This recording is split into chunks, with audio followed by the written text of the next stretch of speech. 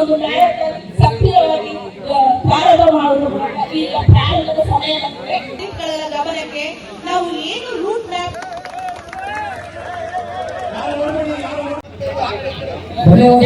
ತಿಳಿಸ್ತೇನೆ.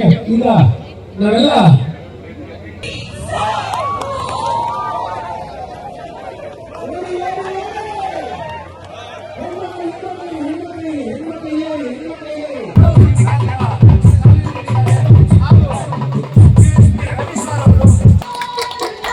ಮೇಳ ರೂಪದಲ್ಲಿ ಕವಿವಾಣಿಯ ನಾಡು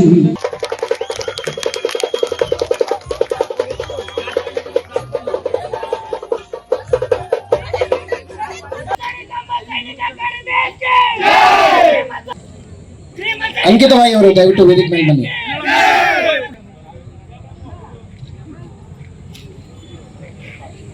ಈ ಊರನ್ನು ಸ್ವಚ್ಛ ಮಾಡಿರಿ, ರಸ್ತೆಗಳನ್ನು ಸ್ವಚ್ಛವಾಗಿಡಿರಿ, ಚರಂಡಿಗಳಿಗೆ ಕಸವನ್ನು ಹಾಕಬೇಡಿರಿ, ನದಿಯನ್ನು ಸ್ವಚ್ಛ ಮಾಡಿರಿ. ನದಿನ ಇಷ್ಟು ವರ್ಷದಿಂದ ನೋಡ್ತೀನಿ, ಯಾವಾಗಪ್ಪ ಇದು ಸ್ವಚ್ಛವಾಗುತ್ತೆ ಅಂತ ಯೋಚನೆ ಮಾಡ್ತಿದ್ವಿ.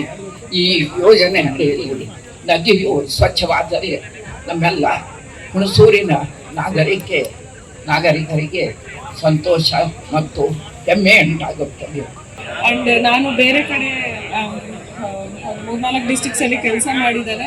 ಬಟ್ ಮೈಸೂರಲ್ಲಿ ನಾವು ಮೈಸೂರು ಅಂತ ಬಂದಾಗ ಸ್ವಚ್ಛ ನಗರಿ ಅಂತ ಅವಾರ್ಡ್ಸ್ ತಗೊಂಡಿದೆ, ಸ್ವಚ್ಛ ನಗರಿ ಅಂತ ಕರೆಯಲ್ಪಡುತ್ತೆ. ಸೊ ಹಾಗಾಗಿ ಈ ಒಂದು ಪ್ಲೇಸ್ ಅಲ್ಲಿ ನಾವು ವರ್ಕ್ ಮಾಡ್ತಿದ್ದೀವಿ ಅಂದ್ರೆ ಅದು ನಮ್ಮ ಹೆಮ್ಮೆ ಅಂತ ನಾನು ಪ್ರೌಡಲ್ಲಿ ಫೀಲ್ ಮಾಡ್ತೇನೆ.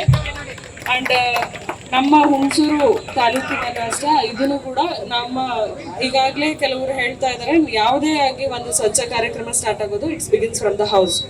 ನಾವು ಒಂದು ಶಿಕ್ಷಣನೂ ಅಷ್ಟೇ, ಮನೆಯಲ್ಲಿ ಮಕ್ಕಳು ತಾಯಿಯ ಮೊದಲ ಗುರು ಅಂತ ನಾವು ಹೇಗೆ ಕರಿತೀವಿ, ನಾವು ಫಸ್ಟ್ ನಮ್ಮ ಮನೆಯಲ್ಲಿ ನಮ್ಮ ಸಂಸ್ಕೃತಿಯನ್ನು ಕಲಿತೇವೆ. ಅದಾದ ನಂತರ ಶಾಲೆ, ಕಾಲೇಜು, ಡಿಗ್ರಿ ಇವೆಲ್ಲ ಕೋರ್ಸಸ್. ಹಾಗೇನೆ ಸ್ವಚ್ಛ ಭಾರತ್ ಅಂತ ಏನು ನಾವು ಒಂದು ಭಾರತವನ್ನ ಸ್ವಚ್ಛ ನಗರಿಯನ್ನಾಗಿ ಮಾಡ್ಬೇಕಂದ್ರೆ ನಮ್ಮ ಮನೆಯಲ್ಲಿ ಹಸಿ ಕಸ ಒಣ ಕಸ ಅನ್ನೋದು ಬಹಳನೇ ಇಂಪಾರ್ಟೆಂಟ್ ಆಗಿ ಸೆಗ್ರಿಗೇಷನ್ ಮಾಡಬೇಕು. ಯಾಕಂದ್ರೆ ಒಂದು ಬ್ಲಾಕ್ ಸ್ಪಾಟ್ಸ್ ಅಂತ ನೋಡಿದಾಗ ಒಂದು ನಾವು ಪಾರಂಪರಿಕ ಕಸ ಅಂತ ನೋಡಿದಾಗ ಅದನ್ನ ಸೆಗ್ರಿಗೇಷನ್ಸ್ ಮಾಡೋದಕ್ಕೆ ನಾವು ಕೋಟಿಗಟ್ಟಲೆ ಇನ್ವೆಸ್ಟ್ ಮಾಡ್ತಾ ಇದ್ದಾರೆ ನಗರಸಭೆಯಲ್ಲಿ. ನಾವು ಪ್ರತಿಜ್ಞಾವಿಧಿ ಓತನ್ನ ತಗೊಳ್ತೇವೆ. ಪಾರಿವಾಳವನ್ನ ಹಾರಿ ಬಿಡುವುದರ ಮುಖಾಂತರ ಕಾರ್ಯಕ್ರಮಕ್ಕೆ ಶುಭ ಕೋರಬೇಕಂತ ಎಲ್ಲ ಗಣ್ಯರನ್ನ ಕೇಳ್ಕೊಳ್ತೇನೆ. Ready, 1, 2, 3 Yes.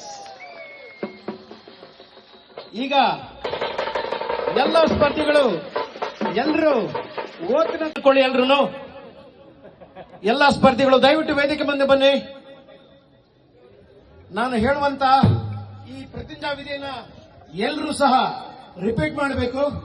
ನಾನು ನಿಧಾನವಾಗಿ ಓದ್ಕೊಂಡು ಹೋಗ್ತೇನೆ. ಶುರು ಮಾಡೋಣ.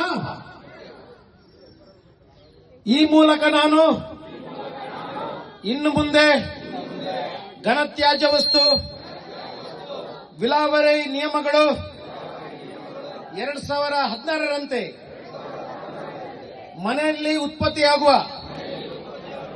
ತ್ಯಾಜ್ಯವನ್ನು ಹಸಿ ಕಸ, ಒಣ ಕಸ